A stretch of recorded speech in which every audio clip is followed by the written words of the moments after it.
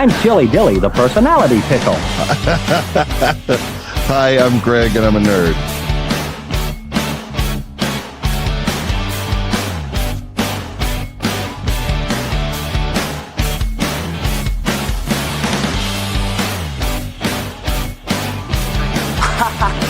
You must be kidding, aren't you? I have never seen anything like this. The worst part has been watching the actual watching of the movie. Some of these were pretty terrible. And yes, we are back again. Box Office Battles Season 2 with Greg and Eric. With Eric and Greg. Eric and Greg, any way you want it. That's the way you need it. Any way you want it. So you. That's what Journey said. Boston Journey. That's what they said. But 3 of those guys are fucking dead. So whatever. Really? Which 3? Neil Sean. Did Neil Sean die? Yeah, yesterday. Surprised you didn't hear about that. I did not. I saw Sam Neill died. Who? Sam Neill from Jurassic Park. Oh yeah. What? Let me guess. A fucking dinosaur ate him? No. He had cancer, for crying out loud. Yeah, but what killed him? The cancer or the dinosaur? You can have cancer. You can have cancer, but if you get hit by a bus, they're not going to say you died of cancer. A pissed off dinosaur with cancer killed him. It's the genetic modifications, and we bridge too far, Greg. A bridge too far. But no, Sam Neill's great. We was great. Oh my gosh. And loved. Oh Lord have mercy. One of my wife and I's favorite movies, like one of our go-to movies, is Event Horizon. Have you ever seen that? No.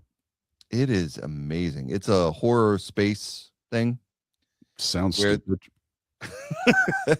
Check it out. I'm gonna make a category just so okay, great. The top 8 space horror films, and look at what's number 1 on our bracket. That's all this show is anyway. It's me coming up with categories to make you watch shit. I had a friend who was like, what's the next category? I have no fucking idea. James Bond films or chick flicks, or I don't even fucking know. Whatever Greg wants Eric to watch this week. I said and that's fair, because for those of you listening or watching who don't know this already, I'm the looks and the talent, and Greg does everything else. So anything technical, anything promotional, anything that requires subscribing to something or doing something that isn't watching a movie or talking about a movie is Greg's responsibility. So because of that, I feel like it's only fair that we let Greg create the brackets and pick the movies and subject me to whatever it is that I'm getting subjected to. And wait till you see what we got coming up, because tonight we are going to discuss the next category and go over the 8 films in that category. So you're going to enjoy it. Yeah, we're doing that. We always do that in the final 4 episode. We ended up with teasing the next category. You think I'd remember that? You think you would? Anyway, welcome to Box Office Battles with Greg and Eric. Well, we love being here each and every week to discuss these movies. What we basically do is take 8 films of the same genre and we make them go head to head in combat to determine who is the winner. Right now, we're doing worst films, so it's ultimately going to be who is the loser. If you're following us for the first time or you're watching our live stream on YouTube, you can get us each and every week on YouTube at Box Office Battle Podcast, or if you like Twitch, you can go to Box Office Battle Pod. You can also watch us on Facebook Live. Just look up Box Office Battles with Greg and Eric. You can find us there and get our Facebook page, and then you can vote on the polls and everything that we do for the movies.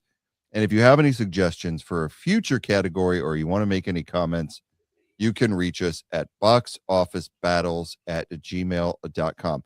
Also, make sure that you're listening to us on all your podcast providers, Spotify, Amazon Music, Apple Podcasts, and so many others, Pandora, you name it, we're out there. So find us, subscribe, and tell a friend and share. and we thank you for being here. Let's take a quick look at the bracket for the worst Marvel films, and then we're going to get into this stuff. So here's what we've got right now going into the final four. We have the 8th seed, surprisingly, has gotten all the way to the final four. Dark Phoenix will be going up against Elektra, the 5 seed, and on the other side of the bracket, it will be the Fantastic Four, the 2 seed, going up against the 6 seed Morbius. So there you got a little bit better look at it, and we're going to discuss these going in. Eric, you look like you have a question. I guess I didn't realize that the 2 films that I liked the best. Oh wait, no, never mind. X-Men. No, yeah. Number 1 seed was what? Madam Web? It was Madam Web, yes. And that movie was fucking awesome. And it did not make it into the worst, yes. Yeah, I guess that's the part that's shitty, is that, I mean, all these films are shitty, but then once you get to this part of the process, anything that was good or redeeming about any of the films is now gone because they didn't move forward. So like Craven D's nuts, we don't get to talk about that one, even though it was fucking awesome. It survived. If we would want to do the best of the worst, then we could have done that, but we didn't. We're doing worst of the worst. Well, I guess if we did that, then this whole thing would be flip-flopped. Yeah, probably, exactly. Could be a whole different category. What we're trying to do is find out what the worst Marvel film is. Now, this doesn't count the newer ones that came out because those just missed out as far as IMDb score and everything. There have been some bad ones to come out in the last few years. Just to think of a few, I'm not a big fan of Eternals. I'm not a big fan of Thor: Love and Thunder. Most of the ones up to Endgame were pretty decent, and then after Endgame, they're hit or miss. And so right now, these are the ones that really are the worst of the worst because they weren't really directly done by the MCU. And we've talked about this in the past podcast. They've been done by either Sony or Fox, who are trying to capitalize on the Marvel name because those are doing good, and they're just making shitty knockoffs basically. So it's like going to a foreign country and buying a Gookie bag that's supposed to be a Gucci bag. I don't think you're allowed to say that. Well, what am I supposed to say? They're Gookie. I don't know, but to all of our Vietnamese friends, I didn't say Gucci. I did not say that. Just want to apologize. Greg's always off mic talking about Vietnam and how much he hated it. I know. It was something about a war. It was a very long, hard war to go through. I'm still recovering. I have PTSD. All right. Before we get into the first of the final 4 matchups, I want to bring in our guest, Mike Leblanovitz, or Mike Florida, as he's known on his handle, has been with us since basically day one, since we launched the podcast. He's always in our chat. He's always giving us comments, and we're always sharing them with you. So we told him, because he's been such a loyal listener, we'd like to invite him on the show.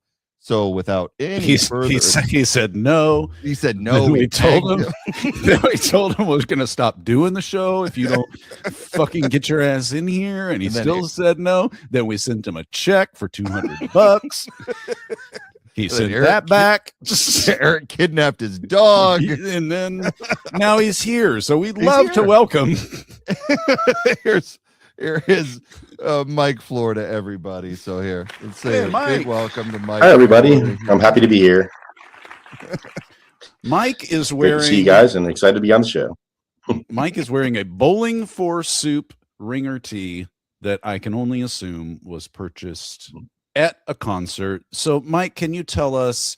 I'm assuming I remember correctly that you used to listen to the Jarrett Goes to the Movies podcast, and then you made your way over here. If I'm incorrect, feel free to correct me, but can you just tell us how you found that show and then how you found your way over here? Oh my God, you have a koozie.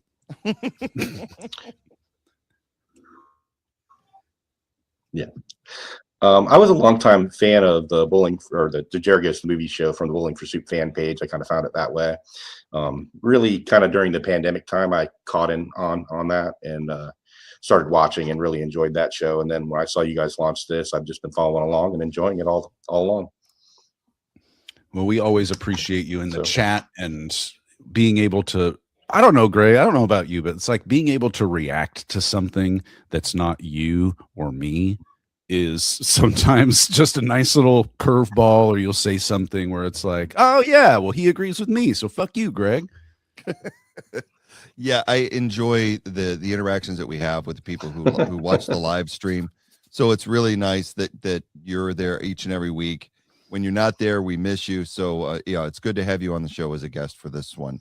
Now, before we get into these, the final four, you saw what they were. Have you had a chance? Have you had the misery to watch all four of these films? Yes, I have. Yeah, they're all pretty much stinkers. I think we're definitely found the worst of the group for this.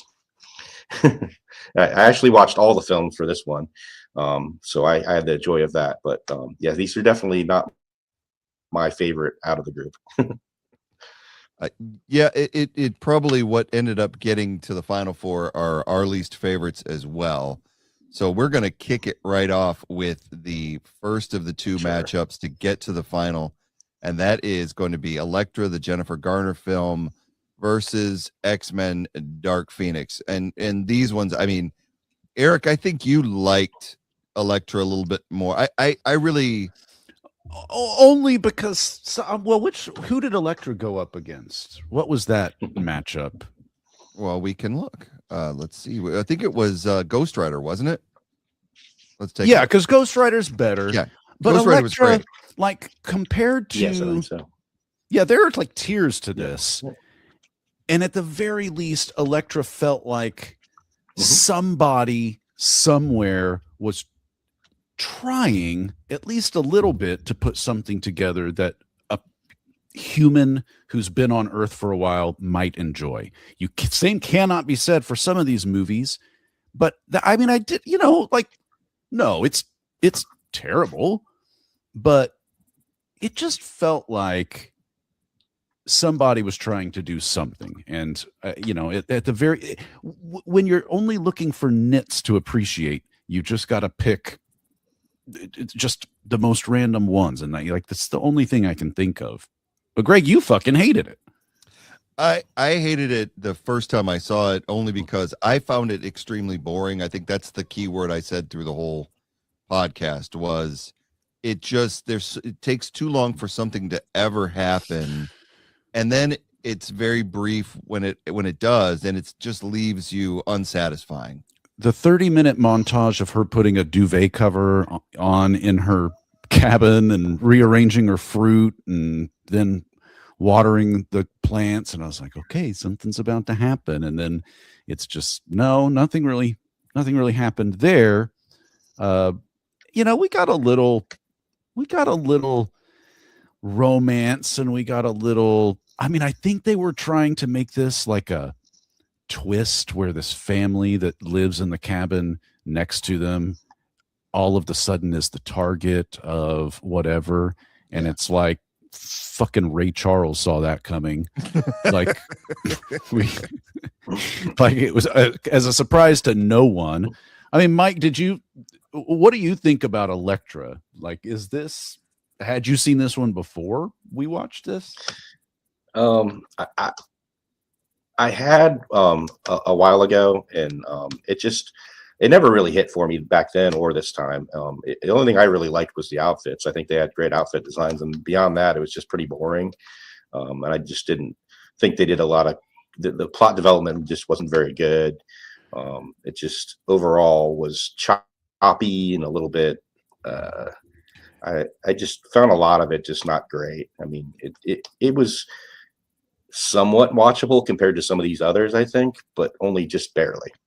Do you consider yourself more on the Greg Lee scale of comic fandom in general, or would you consider yourself closer to my side of the scale?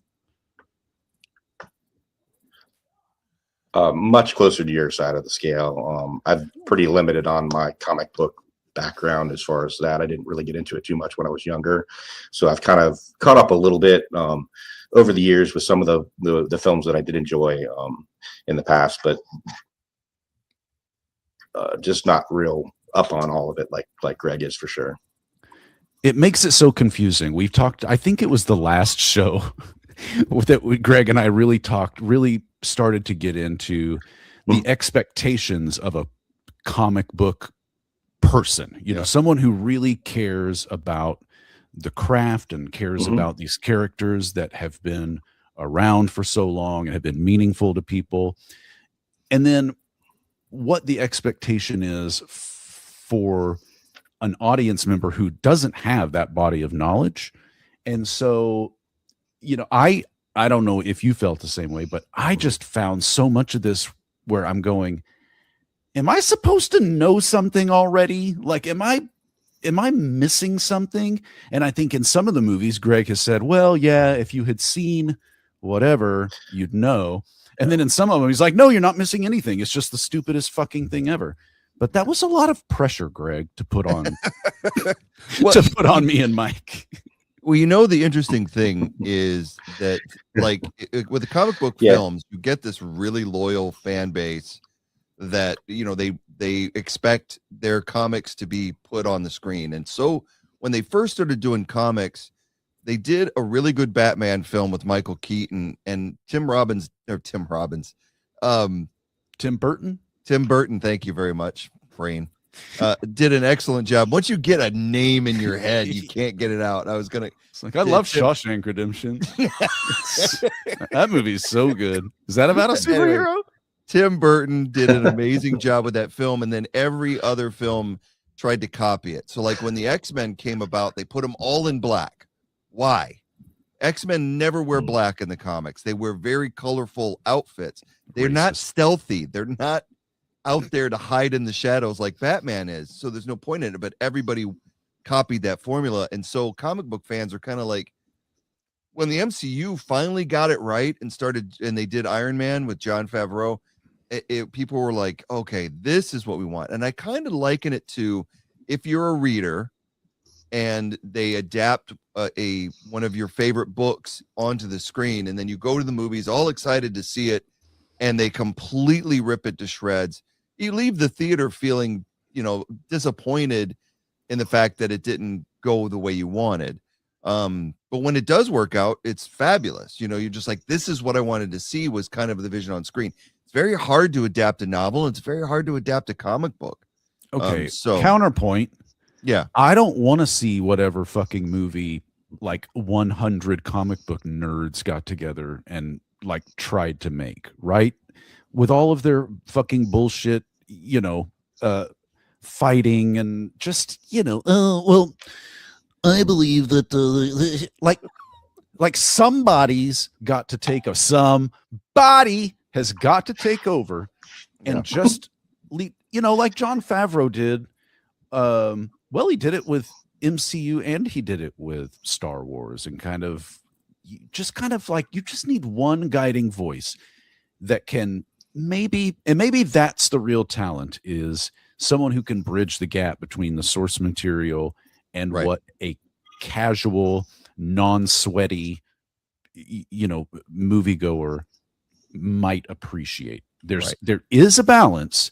The minutia of, I don't know, what's the longest running character that's still a comic book character? Is it Superman or, you know, Green Giant or who the fuck ever? Green Giant.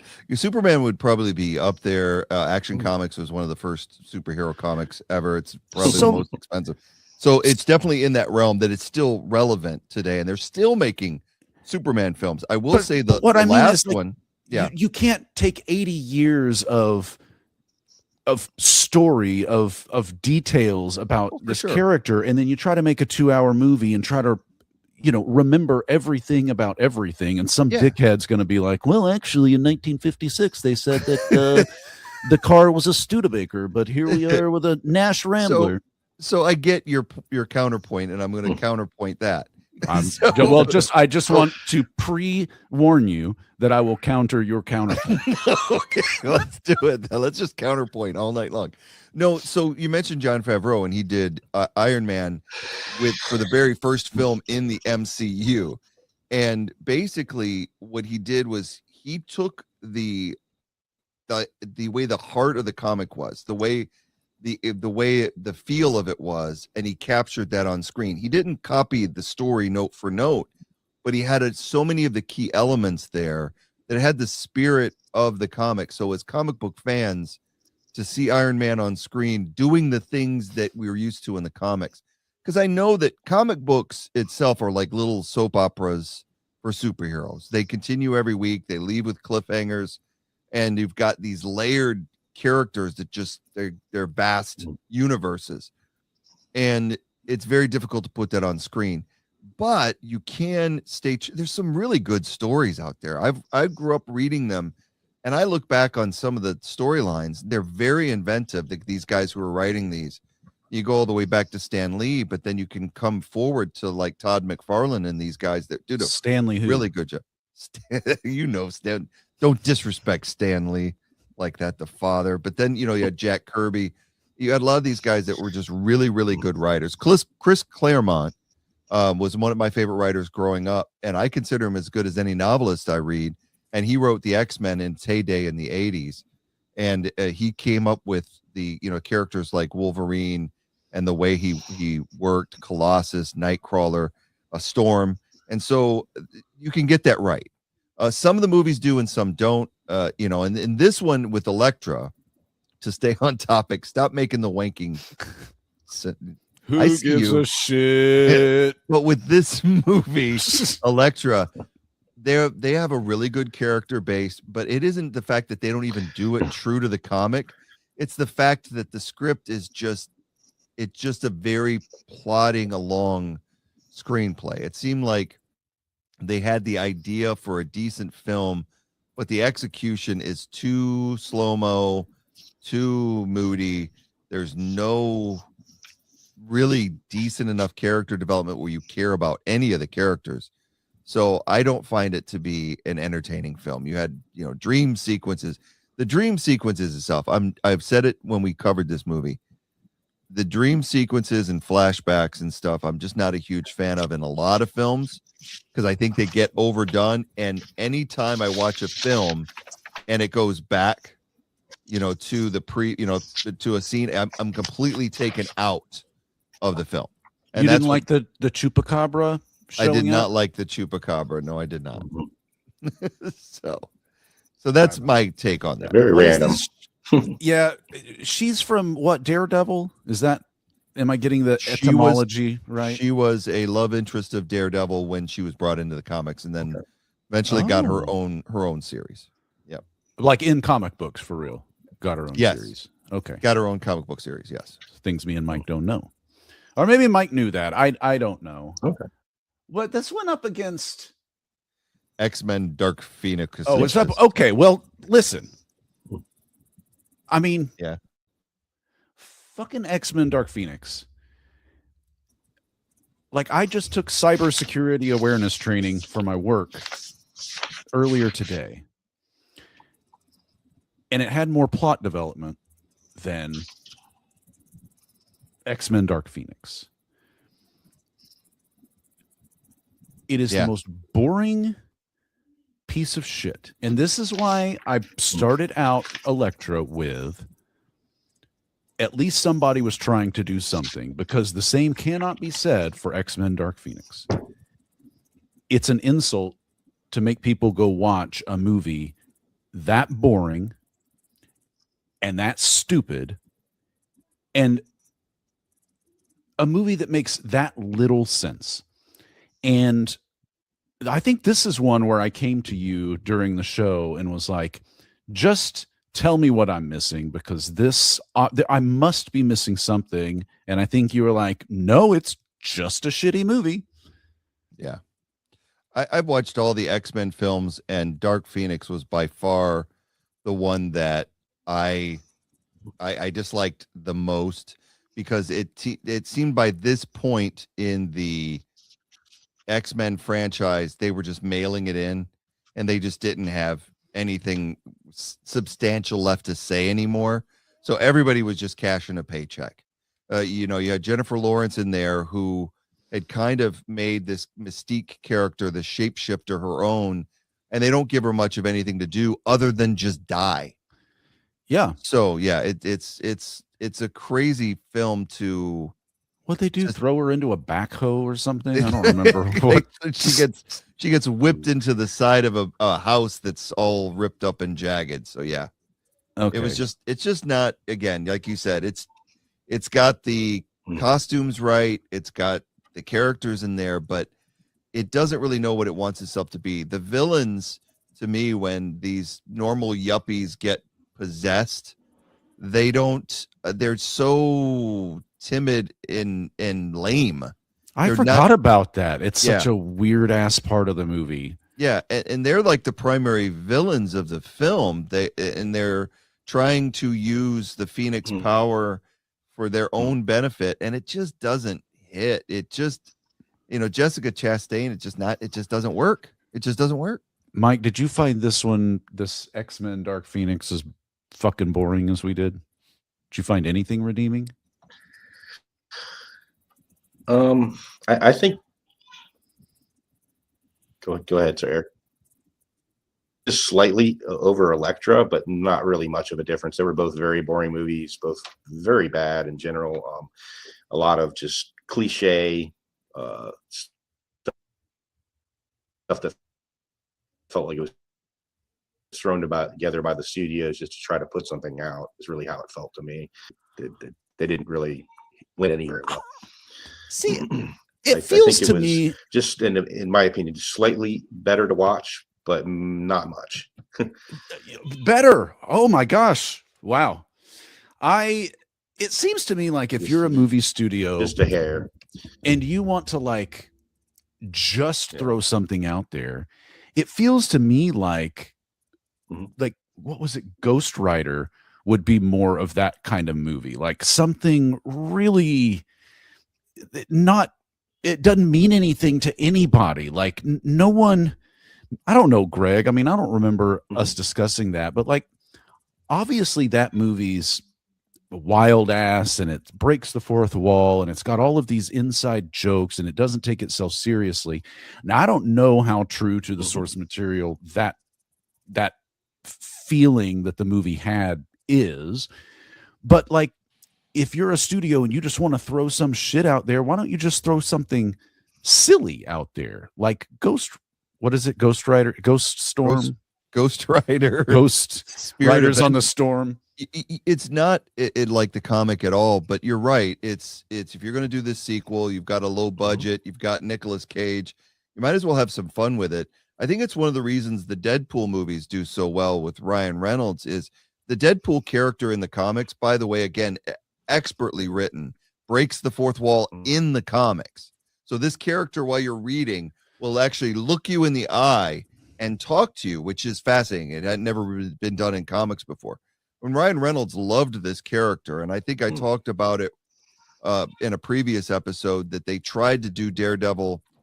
Fox tried to do Deadpool in a movie form, and it didn't go over well because they didn't know what to do. They rewrote his origin. They took the essence of the character away. So Ryan Reynolds got to do it on his own and made Deadpool a phenomenal series. And people love it because it's off the wall crazy.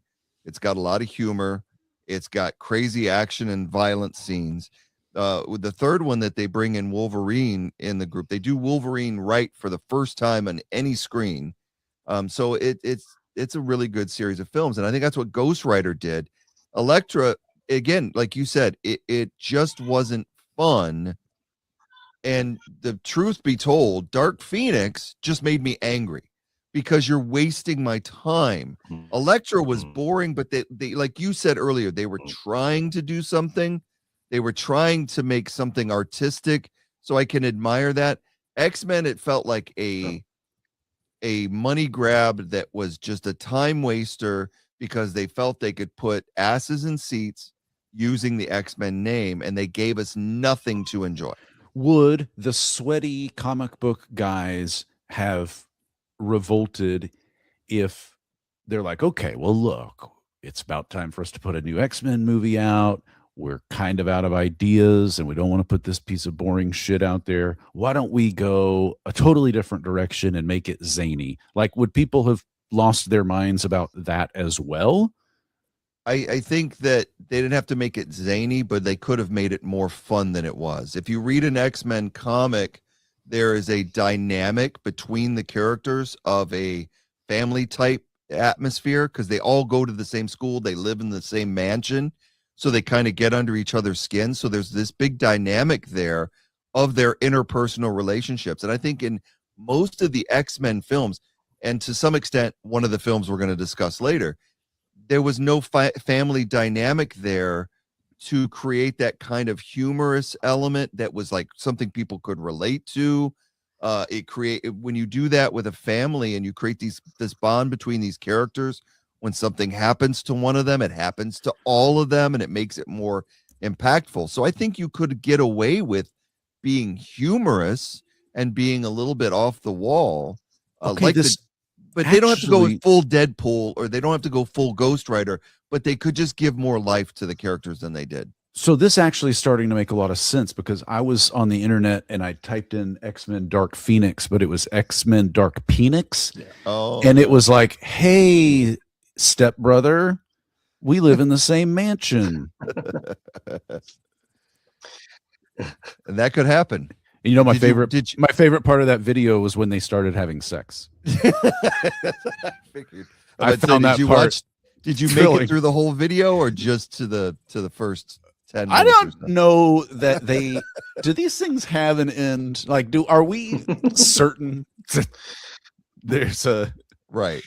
I mean, I know there's an end, like there's got to be an end physiologically, like that's my favorite part, is like the very end. The very end. Yeah, like terminus. Like right before like I start crying. That part.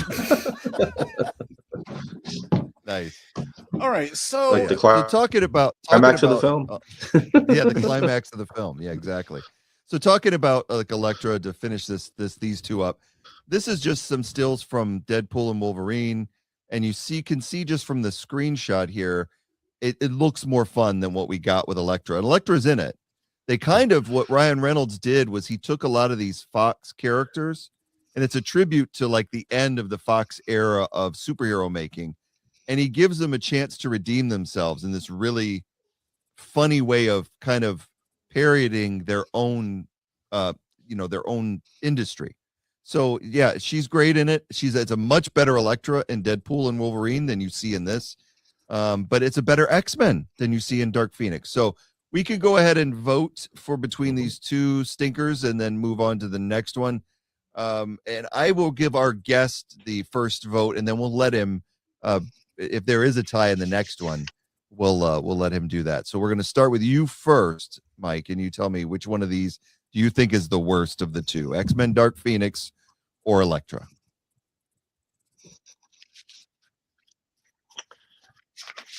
I think you guys can convince me that Elektra actually is a little bit worse. They're very close, in my opinion. They're both very bad films, but I'm going to agree with you. I think I might be lagging again. You're definitely lagging. So you guys are back. Okay. Yeah. So am I saying correct in saying that you think Elektra is the worst of the three, or the two? Correct. Okay. I strongly disagree. I object, Your Honor. Only one of these movies tried at all. Yeah. And that was Elektra. And for that reason alone, I think X-Men Dark Phoenix is the worst of these two movies. If I had to watch one of these two again, I would just suck it up and watch Elektra and move on with my life. I'm not sure I could sit through another watching of X-Men. Yeah, I couldn't take watching Dark Phoenix the first time I watched it. And having to say, I did not make it through the first time I watched it. It's only because of this podcast that I was able to make it through. Otherwise, I would have just stopped it, because it was a waste of my time. Elektra, I wasn't thrilled about. Again, I thought it was boring, but I'm going to have to overrule Mike on this. I think Eric and I are on the same page. We're going to go ahead and pass as far as the worst of the two. I think Eric and I agree that it's going to be Dark Phoenix to move on into the finals. And so that brings us to the last of the final four matchups in the last single matchup before we get to the head-to-head final. And that is going to be the wonderful, talented film Morbius versus the Fantastic Four. And you can't win with either of these films. I'm just going to say right now. Man, I had such a strong opinion about, which I know is surprising, about Madam Web and about Craven This Dick and well, now everybody's fucking lagging. Now everybody's lagging. I know. I don't know what's Everybody. Everybody. Yeah. Yeah, I don't know what's going on. All right. Okay, say hi, I'm Greg. Hi, I'm Greg. Hi, I'm Eric. I got you. Okay, well, we're synced up. Yep. Hi, Mike, I'm Eric. I think I'm going to leave that Hi, I'm part Mike. in. Mike is like the reporter that is in another country and the bombs are going off behind him. And he's like explosions everywhere, and they're going, "Hey, Mike, how you doing out there in Beirut?" and he just sits there for like 5 minutes. It's really loud here. No, it's good, Mike. It's all good. Yeah, so I think that we're synced up. As far as the Morbius and Fantastic Four are concerned, I'll just say that I don't like I've been either of getting these some lagging. films. I'm sure you're seeing that on your end. Yes, without a doubt. Now, do you still have dial-up, Mike? Are you still using dial-up internet? What do you have for Mike? No, I actually have pretty fast internet, but my wife is doing some work upstairs, so she might be stealing. Upload is not super fast, but download it's 15 megabytes per second at least. Yeah, so it's probably just the upload portion of it. If you're not hardwired in, that would make a difference too. So just so you know. The fuck is going on? 300, but I'm not sure what's going on tonight. It just wants to Yeah. lag. Yeah, it is what it is. What is going on, Eric? What is the matter? I don't.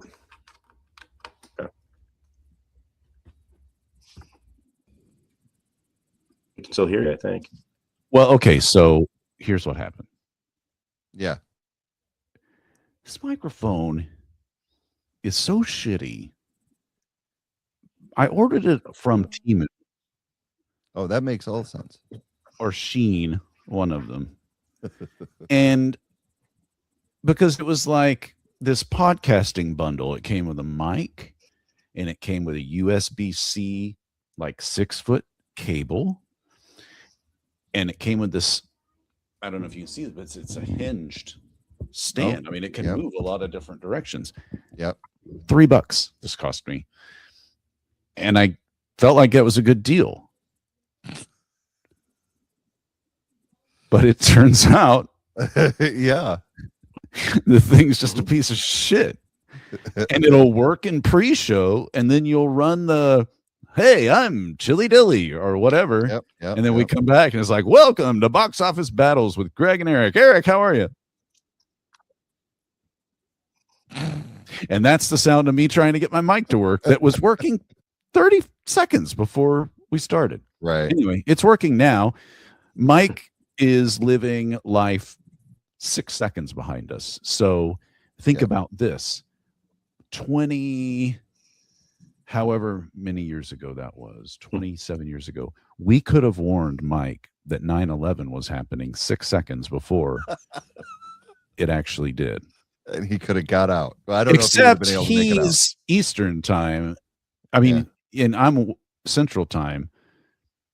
So maybe that doesn't work that way. But like in Australia, it was already September 12th. Why didn't they tell us? I can't believe you didn't. You know what I mean? Yeah, pissed at the Aussies for that one. You know what a terrorist's favorite football team is? Oh no. What? The New York Jets. Okay, I thought that was going to be much worse than it was going to be. I was braced. I was braced. All right, that isn't as bad as some of the other stuff that you put out there. Well, yeah. All right. Morbius. This is a simple one. All right, Morbius is shit. There's no doubt that Morbius is shit. It is a generic, formulaic, doesn't do anything new. In fact, it overdoes a lot of things. It has an overuse of CGI, hammy acting from Jared Leto. It just doesn't have anything that commands a rewatch of any type whatsoever. But it's going up against a movie that we discussed the last episode in Fantastic Four that is a non-movie. It's literally 90 minutes of nothingness. It's a void of a film. You could have told me that this is a project that somebody put together to like explain to a studio executive, because the executive is not passionate about cinema, I would imagine. So the executive just needs to know like dollars and cents and margin calls and I don't know, like stock market shit. But that, like they got to convince them of something, like we need some money. And so I could see it just being like, this is kind of like some stuff we could do with like computers and characters. And like, this is all from a comic book and you're just showing them like it's a PowerPoint presentation.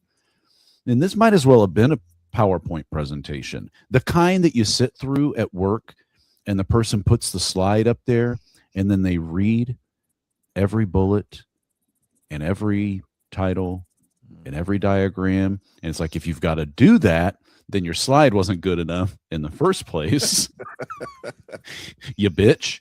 And so, man, this is another one where I came to you and I was like, please tell me that either I need so much previous knowledge that I was never going to get it, or like that I'm not just the stupidest motherfucker on earth and just like can't get one. And the answer is this movie is the stupidest motherfucker on earth. Yeah.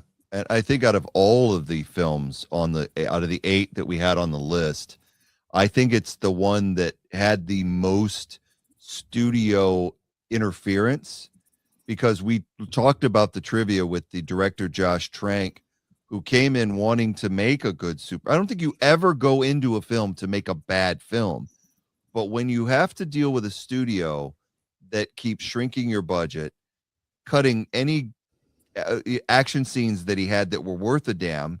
I mentioned during the last episode that there's a scene where they showed the Thing, the guy that's all made of rocks, fighting a tank, but it's only on a little monitor. And you could tell that was filmed as part of a much bigger action sequence. But the studio went, you know what? We don't have money for all that.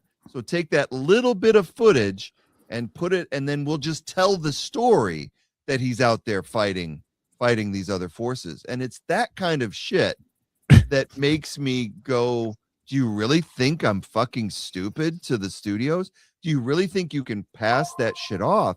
And you get a lot of companies that do this where they don't respect their customers, whether it's a restaurant, whether it's a clothing manufacturer, they will put out shit just because they expect you to buy it because of the name. And when things like this happen and this movies like this bomb, like Fantastic Four did, because people had no desire to see a non-film, it makes me happy, because they didn't even try. Now, we talked about last episode about Supergirl and the backlash that it has and people that are ragging on it. There's a difference between doing a movie that people disagree on and don't like, some do and some don't, and ragging on it, and then ragging on one that really doesn't even try. It's completely made by people who aren't interested. You're not hurting anybody's feelings when you rag on Fantastic Four, because nobody gives a shit. I really like this, Greg, that comes out when you're really passionate about the art of what movies are supposed to be. And that's not something that, like, I mean, I know the things I like and the things I don't, but I'm not learned in the ways of cinema. And I am not going to appreciate some 1912 silent Romanian film, and you're going to watch it and be like, I know you're going to watch it and be like, Eric, you just don't get it. It was the first use of, some bullshit term that no one outside of college knows. Chroma And keys. The first use of turkeys or whatever. And it's so, but you get really, like, I get upset when I feel like it might be funny for me to be upset, but you get upset when people don't take this shit as seriously as you do. Like you're just some guy that went and got a degree in film because you wanted to, because you just liked it. And like, why should you give more of a shit than these people gave a shit? That's honestly, I think maybe what it comes down to. I can tell for you don't like to be disrespected and, and made to feel like it was a waste of your time. But at the very, and nobody likes that. I get that. Yeah. But some of these movies, at the very least were just executed poorly. Yeah. As opposed to those that just didn't try at all. And I think for you, I don't want to put words in your mouth, but it feels like for you, one of those is a much more egregious problem than the other. Yeah. I think it comes down to like any industry where if you're just going through the motions, I mean, you look at like, I'll give one quick example. Outback Steakhouse. Let's just discuss Outback Steakhouse. When they came up in the 80s and you would go to an Outback Steakhouse, the steaks were cooked perfectly. They had the bloomin' onion, which nobody had. They always had these neat, different dishes you could have. Then private equity bought Outback Steakhouse. So now they don't give a shit about steak. They give a shit about what their outside of their restaurants look like and the name and little gimmicky shits to get you in the door. But if you ever eat their food, it tastes like horse leather. It is the absolutely most revolting experience I've had. And We'd like to thank our sponsor, Outback Steakhouse. But it's one of those things. It's like, and it's the same thing with this movie where a studio says, we've got this property and we're going to just use it. We're not going to spend any money. We're going to get a few name actors and we just want to put this out so that we can maintain the rights and then maybe build this franchise up. And if it doesn't work, we'll just start all over again. Is any And part of that's this insulting. like money laundering? It could. Well, I don't know about this one, but that goes on all the time. It feels Anthony to Mackie. me, yeah. Anthony Mackie just did a film for like Saudi Arabia for their big oil fund, and nobody went to see it. It made like $40,000 in the U.S. Nobody went to see it, and it's a write-off for them. It's just a piece of shit that they put. Why out does and the nobody cares. Saudi Arabian oil fund need to write off anything? It just feels I like don't they could know. just They just like, if you show up and you want to know, like, hey, can we just get 6 months bank statements? And they're just I gonna know. like chop your fucking head off. right. They did All right. that to Jamal Khashoggi Oh, yeah, or whatever yeah. his fucking name was. U.S. citizen, by the way. Yeah. But we didn't give a fuck about that. Anyway, Mike, when you get this message, when my words go all the way to the moon and then circle 3 times and then come back down, do you have any insight into which ones are we fucking what 2 movies are we talking about?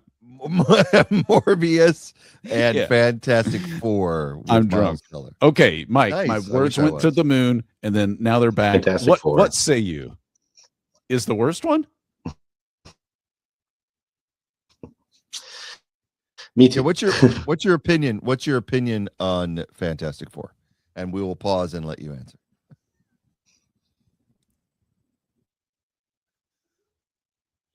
I'm having a lot of lag right here, so just give me a second to catch up with you guys.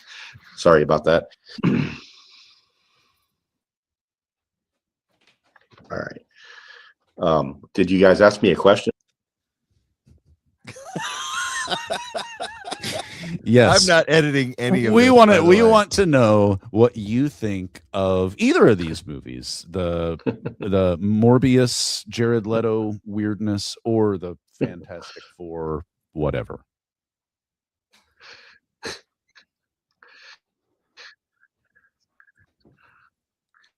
Had a terrible time getting through Morbius.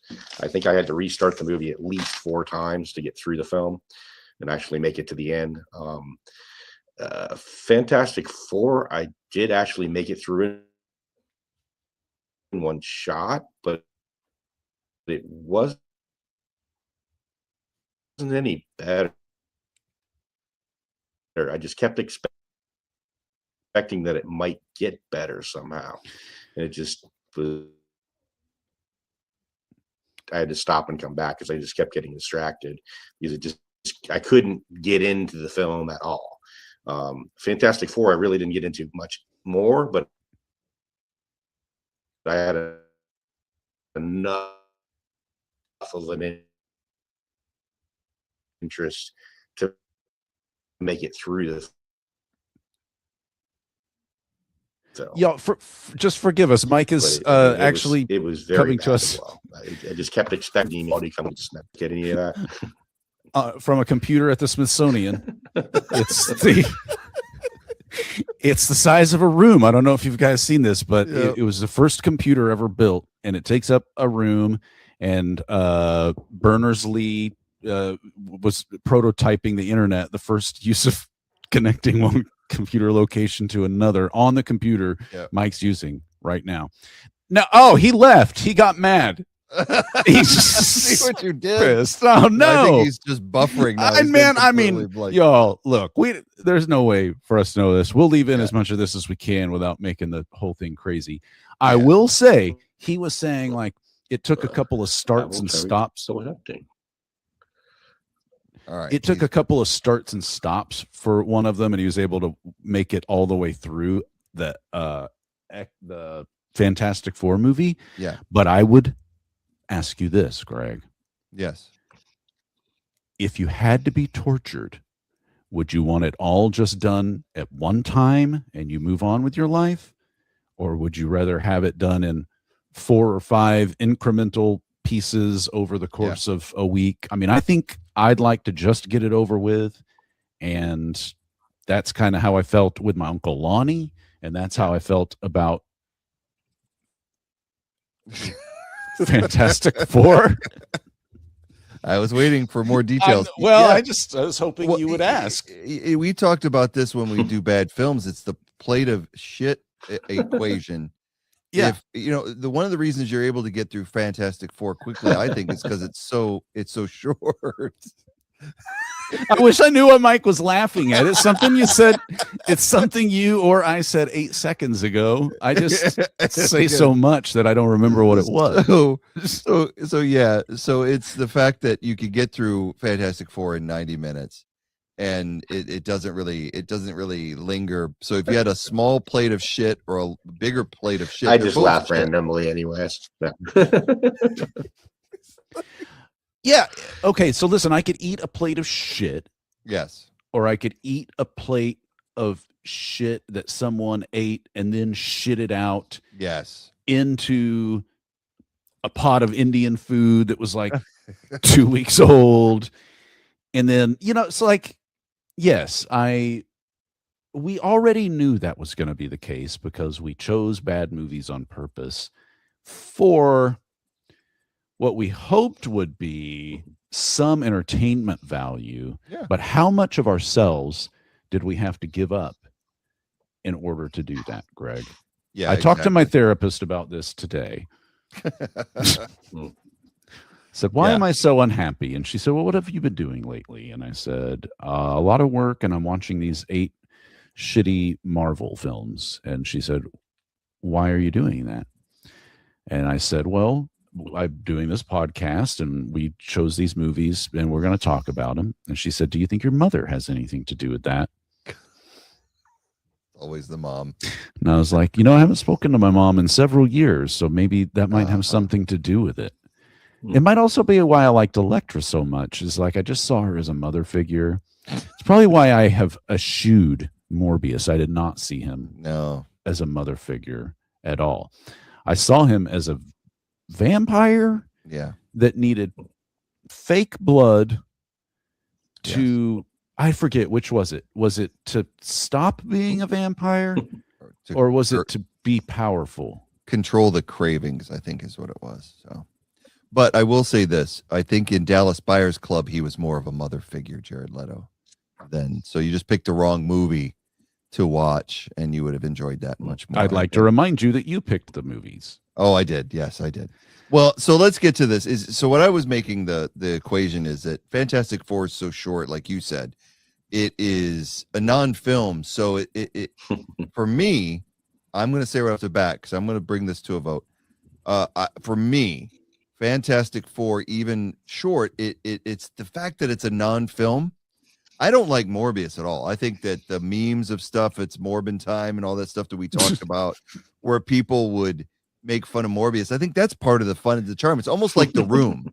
It's almost like The Room when they're talking about the Tommy Wiseau film is what Morbius is. It's something you could watch again or just put on to make people laugh and go, look at this piece of shit. I wouldn't wish Fantastic Four on my worst enemy because nothing happens for an hour and 15 minutes, and then they cram 15 minutes of action that happens on a non-planet. It's nothing dimension. There's nothing there. It's just this empty landscape that they fight in. A couple of planes drop out of the sky. It's ridiculous. And then it's over. And it's not a good film. So I'm going to open up by saying out of these two, I definitely think Fantastic Four is the worst. I've never been made angry by a film as much as this one does when I watch it. I just get You get what? Like Hulk slam? yeah, Hulk smash. No. Hulk smash, stupid film. Oh, it's not it's not slam. Smash. Okay. Well, I was trying my own. Right. I was trying to get my own thing. We're gonna let's let Mike vote. Okay. I'll be the tiebreaker this time. Unless he votes, if he doesn't know. Yeah, it's up to him. But so send your question to space. Yep. So, Mike, which of these two is the worst? Fantastic Four or Morbius? Don't you have some music you can play? Yeah. I think that Fantastic Four was a little bit worse, even though I had harder trouble getting through Morbius. They're both very terrible movies, no doubt about that, for all the reasons that we've talked about and that you guys have talked about. But Fantastic, just Mike, are you sitting in a room with 1,000 microwaves and they're all going at the same time? Like, are you trying to create a macro wave? And so you've like daisy chained a bunch of microwaves together and they're surrounding you, kind of like a wall. Oh, all right. I use this PC for Zoom regularly to do speech therapy with my son and things like that, and it works. I'm literally like 15 feet from my router. Yeah. I love every part of this. I have no problem with how this is going. Hey, we committed to this. We're going to see it through to the end, damn it. So let's go on. All right. Nothing wrong with Eric, we don't have to vote. You don't have to vote, but we'll let you go ahead because we both picked Fantastic Four is the worst. My vote still counts. Yes, and it was Fantastic Four. Is the all right, worst. good. So I mean, Morbius sucked, but that other one, like you said, was an abomination. So there we have it. We're down to the final two, and I think that we've already debated all four of these films. X-Men Dark Phoenix versus Fantastic Four. X-Men Dark Phoenix is a non-film. Fantastic Four is a non-film. I hate both of these films. I as far as like if I in Desert Island type thing, if you want to torch me like you said earlier, Eric, if you want to get under my skin and you want to do like Malcolm McDowell in A Clockwork Orange and hold my eyes open with toothpicks and make me watch something, if you put Fantastic Four on a constant loop, I will go insane, and I will probably emerge like he did as a timid, weak person. More so. True. Just More kidding. so. You're not timid. So you're voting for Fantastic Four. Yes. Okay. Like, it's a non-movie. It's a glorified PowerPoint presentation. But that just makes it nothing. Yeah. Whereas X-Men was actually fucking stupid. Like, really, really stupid. Like, it wasn't nothing. Like, I honestly... It's almost as if I never saw the Fantastic Four movie, because it's just this 90 minutes of my life that disappeared, but I didn't get too up or too down about it. It just kind of like, it just happened, like being under anesthesia or something. But X-Men, I just remember sitting there being like, why is this so fucking stupid? Why?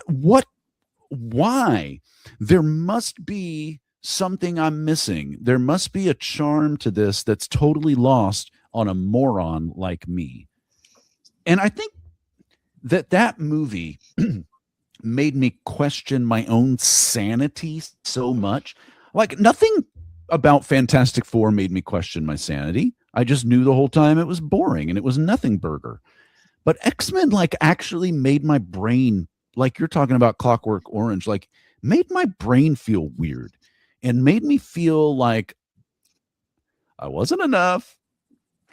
Nothing I was ever going to do was ever going to be good enough. And so, like, I do think Fantastic Four sucks, but honestly, I'm voting for X-Men for the way it made me, like, angry and like an unconfident, like, shell of the person that I was before I started watching it. Fuck you, X-Men. You're not going to do that to me. I'm not going to let you do that to me. So I'm voting for you as the worst film of all time, Marvel Universe. Now, over to Mike in his Faraday cage. He is blocking out Russian spies from getting into his Wi-Fi converter. You know what Wi-Fi stands for, Greg? What? It doesn't stand for anything. That was a trivia question one time. It was just Like, Wi-Fi. I didn't think it did, but I was going to leave it up to you. Doesn't stand for anything. Cool. So Nice. we're gonna try to send our signal through the Faraday cage into Mike. Mike, if you can hear us, if you're out there, you are the tie-breaking vote, and so we need you in this moment to come through for us. Well, not this moment, a moment 10 seconds from now. I can hear you. All right.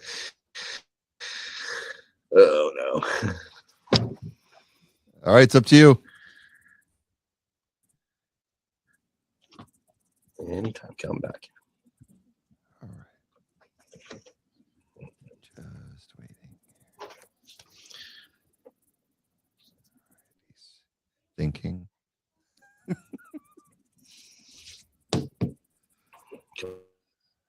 Completely lost you guys. Just give me a. Okay, there we go. I can see you guys again. Don't know what's going on, but it's Can we fax definitely you? slow. Blink once for Fantastic Four. Just give us your vote, Mike. Fantastic Four. You don't have to discuss. Just Fantastic Four or X-Men is the worst.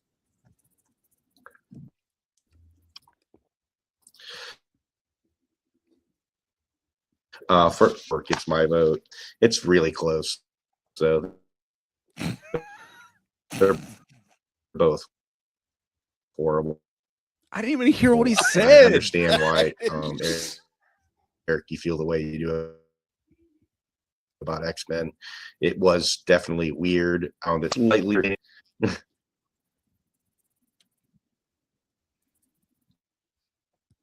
Did you hear what I said? Let me try again. Almost. We did not hear the name of the movie that you think is the worst. No, I can't hear you. Oh, this is suspense. I mean, this is like pregnant pause. Yeah. This is like a cliffhanger. cliffhanger. When we come back next season, we'll reveal the winner.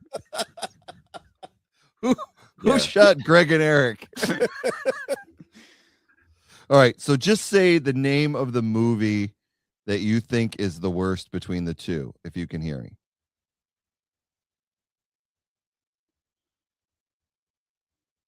It's X-Men.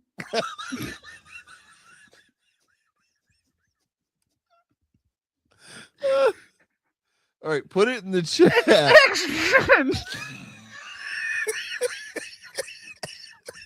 He's completely froze. All right. I'm sweating. I'm laughing so hard. I don't know what to do. I don't know if just type it in the chat. Oh, he left. Oh, there he you is. All kicked right, him out.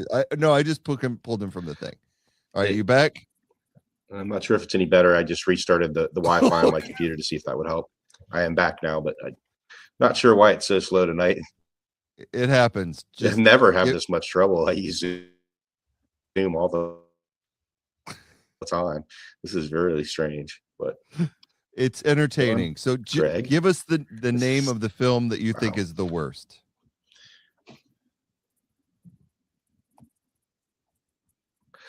The worst film for me.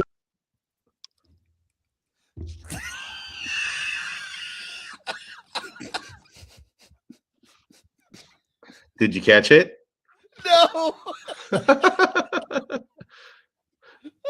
Should I do it again? Yes, one more time. I'm gonna die. Tell us.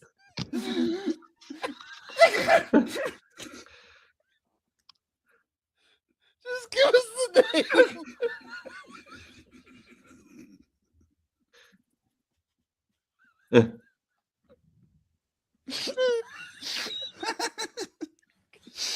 I can't take it. Trying to hear. All right. Is it? Please just send us a letter. Oh, he's holding up four fingers. Four. I think it's It's X-Men. Fantastic Four is the worst. Okay. Oh. At this point, Eric, Our long national nightmare is over. Oh, that was great. Oh man. All right. Well, I'm fine. I got outvoted Yeah, that's fine. eventually, but that's okay. I will respect the democratic process, Yes. as we all should. I don't see any fraud here.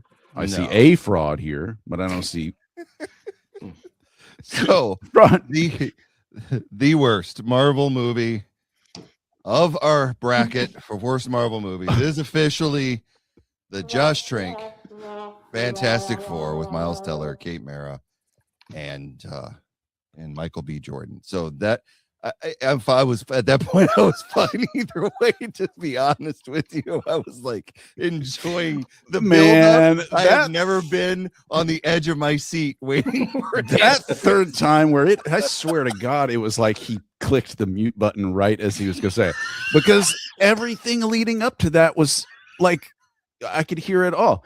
Oh yeah. Can you guys hear me? Yeah. The worst, my vote for the worst movie is, and then just nothing. It was like, am I being punked? What the fuck is going on? It was very good. All right, Mike. Well, thank you so much for joining us for this episode. We're going to say goodbye to you, but thank you so great much for Wi-Fi joining us. Cliffhanger for you Okay. guys. Yeah, thanks. Then he goes away. Thanks so much, Mike, for joining us. for this Talking about episode. the show from 2 weeks ago. It was just getting the signal. Thanks so much. Oh my goodness, that was great. Oh I man, know we had connection issues and lag issues, Mike. I appreciate you for trying. It did make it very entertaining for us. I'm not editing a thing. We're gonna put that on live stream completely unedited. So enjoy that. That's great. Thank you so much. It was a lot of fun. So now we've got to get into, before we go and leave everyone with this episode, we want to discuss what the next tournament is that we're doing, the next genre. And I don't think Eric remembers, even though we did talk about it a few weeks ago, but prove it. but we did. And so the next category is weird musicals. Musicals that be bizarre. So kind of, I mean, I wouldn't say necessarily bad. They could be artistic. I think some of these are actually pretty good. So I think we're going to have fun with this category because, number one, we get to watch music no matter what it is. So let's count these down from 8 to number 1. This is what we're going to be having in the next category of box office battles, weird musicals. Here we go with number 8. Oh yeah, the Classic. Olivia Newton-John from, I believe, 1980. Xanadu. Also, a lot of the music done by Jeff Lynne and Electric Light Orchestra. So, but it is a very bizarre film. We like Entertaining. Jeff Lynne. He was in Traveling Wilburys and I love ELO. Jeff Lynne. I Yep. love Jeff Lynne. Yep. So this Talented should be a dude. good one. Number 7. This is a more recent film, early 2000s. Repo, the Genetic Opera. This is a kind of underground film that was a cult classic. You know, one of those. So this will be very interesting. Paris I've never Hilton seen was this. in this, huh? Yeah, I've never seen this. So this will be a new one for me. So I've seen the trailer. It looks very bizarre. So Okay. Repo, the Genetic Opera is number 7. And number 6, The Who and Tommy. If you're a Who fan or fan of the 70s music scene, you know of this film, very bizarre film, but also very entertaining. I have seen this one. Great music, great soundtrack. So The Who, Tommy is at number 6. I've heard of the Who's Tommy. Yeah. My whole life, never seen it, so I'll be excited to see that one. That will be a good experience for you. I imagine you will do lots of acid before you start, which is customary before you start watching The Who, Tommy. So make sure you do that. I'm down. I say do acid before all of these, and you'll enjoy them so much more. Okay. The next one is something I haven't seen as well, but it was on so many of the lists when I compiled this. What I did to get this list was I went to so many different polls of the weirdest musicals ever made, and I took the movies that showed up the most. And this, I've never seen it, showed up the most. This is from the 1950s.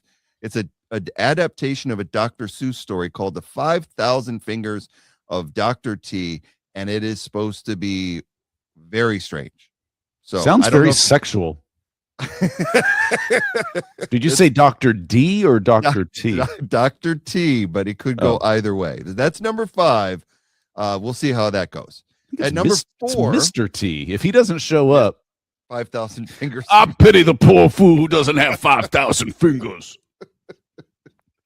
At number 4, sorry. At number 4, you got me sidetracked there with your 5,000 Ds.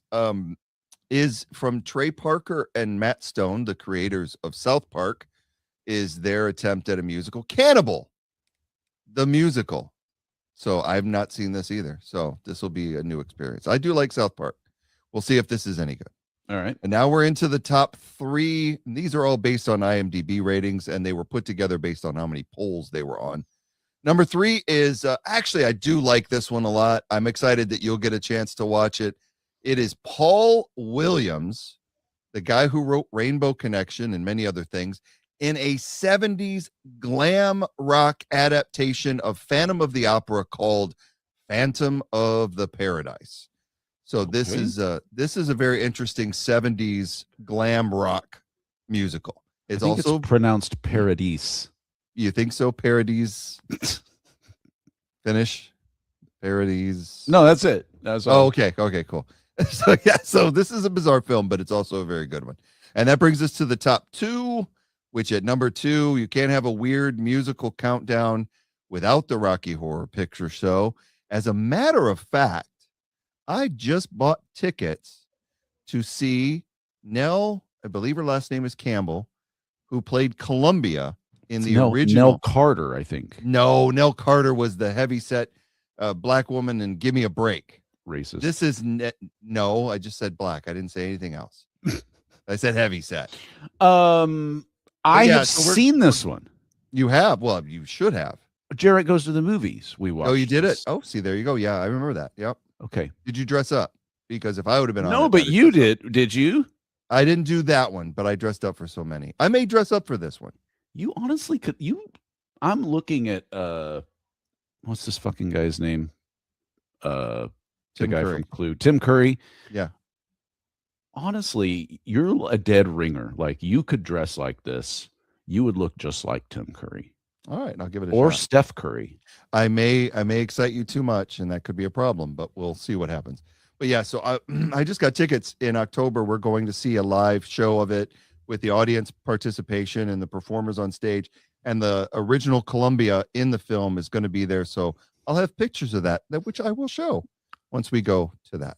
But anyway, that brings us to the number 1 movie on the weird musicals category, and you can't have a weird musicals category without this film.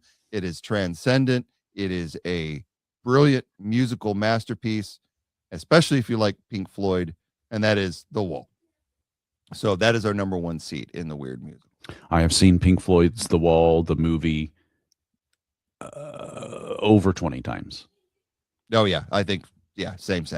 In fact, Brit Floyd, which is a Pink Floyd tribute band, is coming to our area next weekend, and I think I'm going to just go see that for the hell of it. And Floyd Kramer was one of my grandparents' favorite pianists. Oh yeah, didn't he do the one that went? Is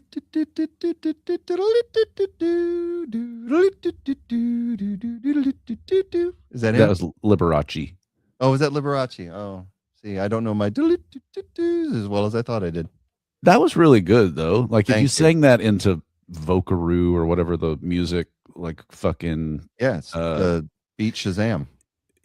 yeah, that it would know. It'd be like that's a Floyd Kramer tune. If you couldn't see, I was actually playing the piano on my desk. I was sitting there, and I was playing it. I don't know if I played the right notes, but I was playing notes. That was oddly. So, anyway, Well, Pink so Floyd, okay. Now wait a second. Yes, The yes. Cats didn't make it into this. That recent. I didn't say bad musicals. I said weird musicals. That's Why? a weird musical, and it's probably, but it's a bad one as well.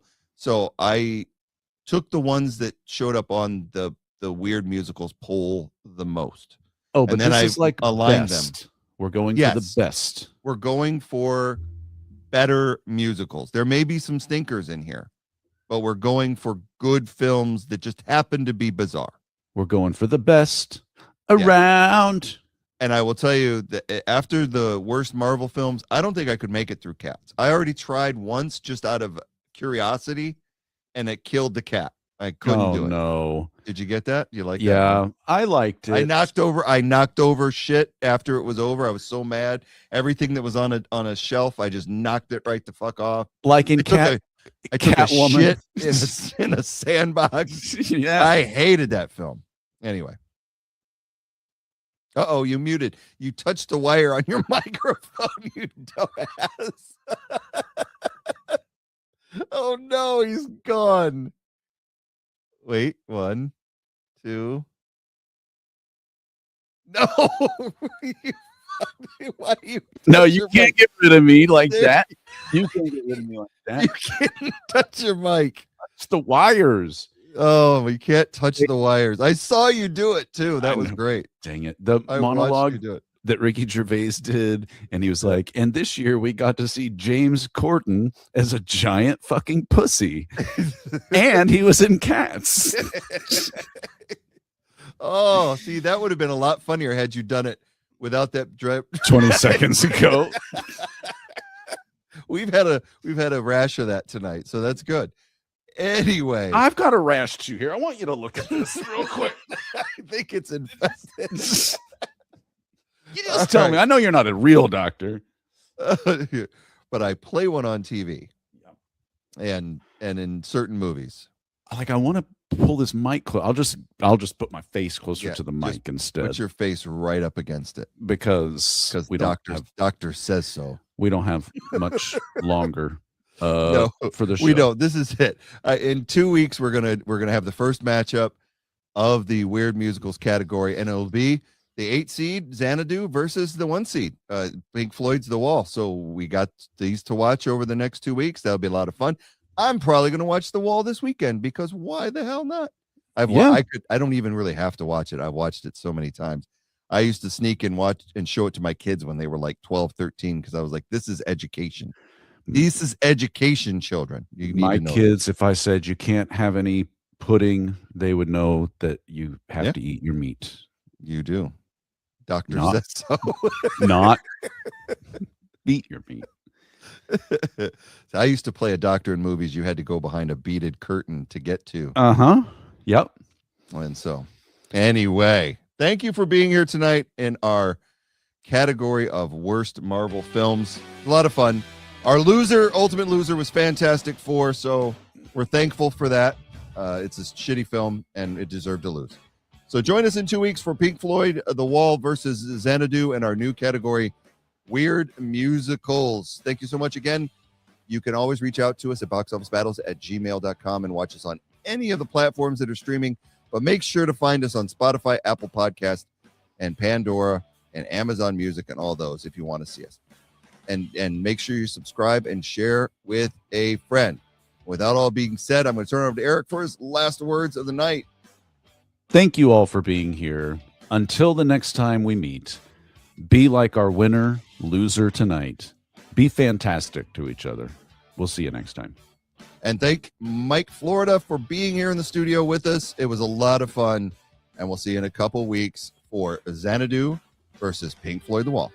Bye, everybody.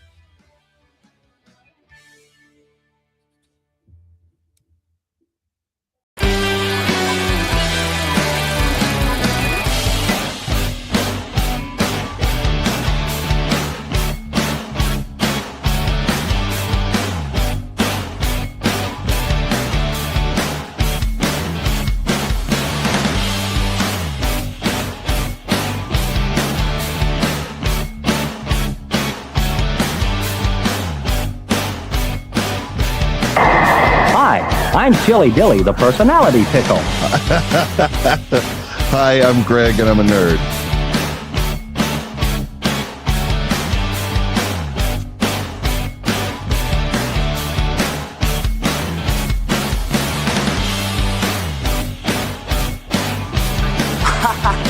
You must be kidding, aren't you? I have never seen anything like this. The worst part has been the actual watching of the movie. Some of these were pretty terrible.